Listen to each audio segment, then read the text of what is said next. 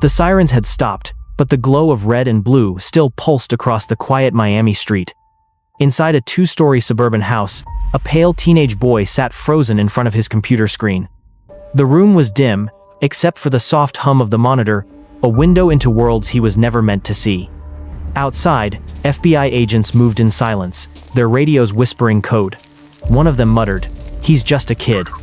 At the center of it all sat Jonathan James, 15 years old, staring at a blinking cursor that had once connected him to NASA's classified networks. The federal warrant was clear: data theft, intrusion into government systems, compromise of the Department of Defense. A $1 million software breach traced back not to a foreign spy, but to a teenager from South Florida. As the agents led him away, the media outside was already calling him the hacker who broke NASA.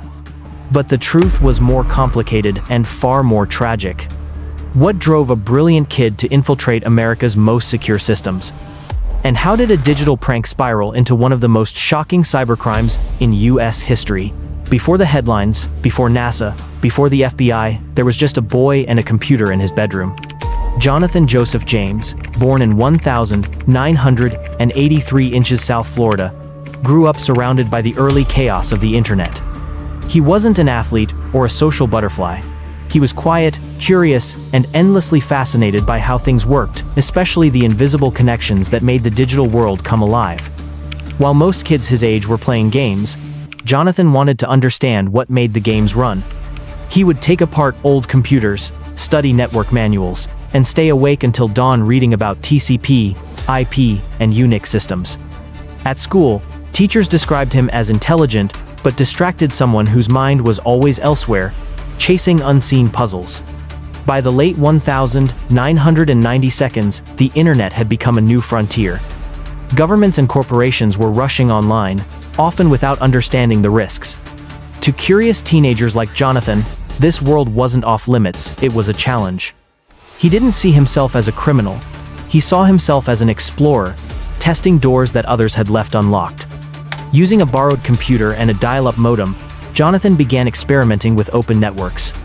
He joined underground chat rooms where young hackers traded code, shared exploits, and competed for prestige. It was here that he adopted the alias cOmrade, a mix of irony and rebellion, a digital mask for a kid who didn't yet grasp the power it would come to represent. At first, his actions were small pranks, simple break-ins, proof-of-concept exploits. But curiosity has gravity, and Jonathan's drew him deeper. He started probing government servers not for money or fame, but to see if he could. He discovered vulnerabilities in military systems, then in NASA's Marshall Space Flight Center, one of the most secure networks in the world. When he finally breached it, he didn't fully understand the magnitude of what he had done. To him, it was another door opened. To NASA, it was a national security crisis.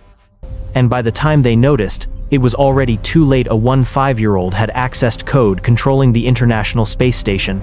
When NASA's network engineers first noticed the breach, they didn't believe the numbers.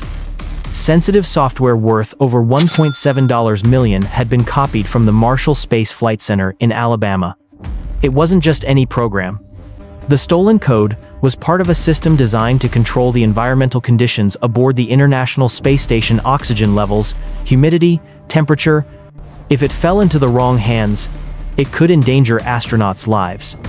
The agency immediately shut down all affected systems.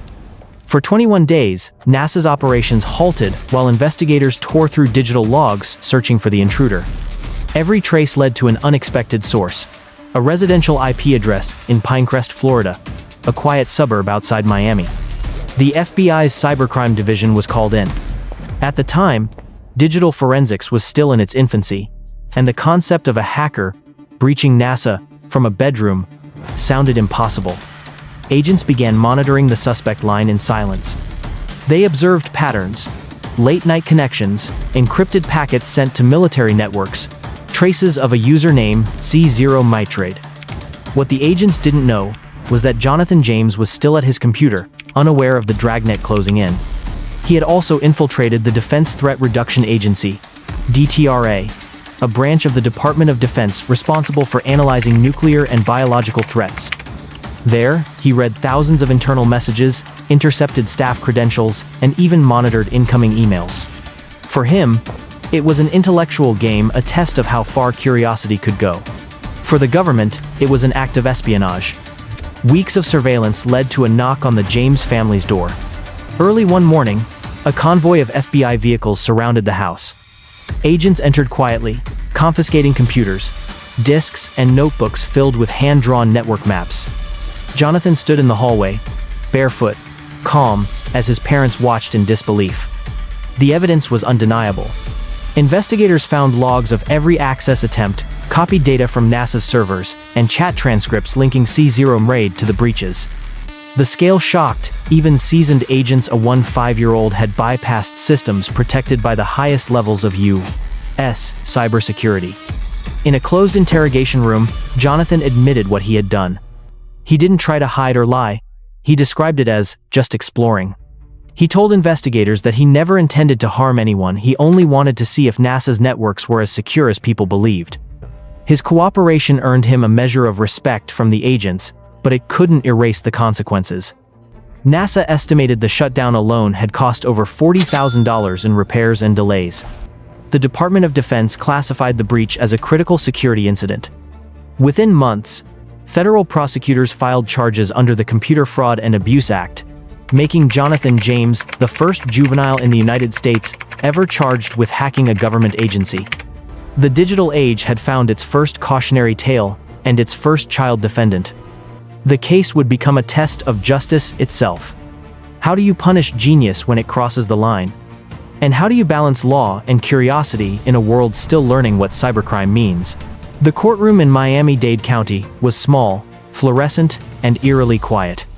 There were no cameras, no crowds, just lawyers, parents, and a 6-year-old boy in an oversized jacket staring at the floor.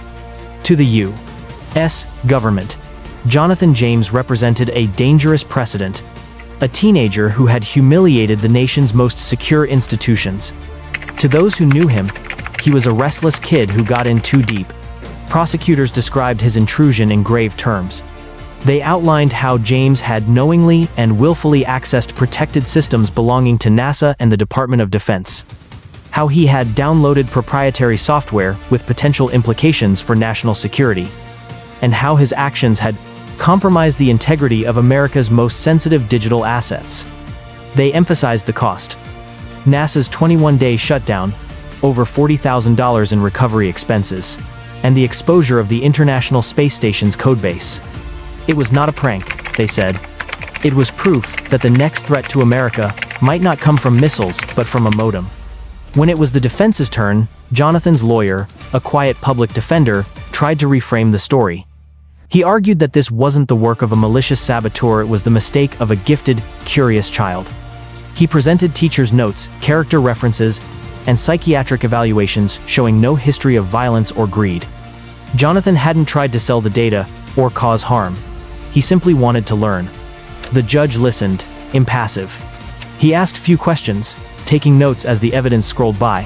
Printouts of chat logs, screenshots of NASA terminals, and email transcripts with the username cOmrade stamped at the top.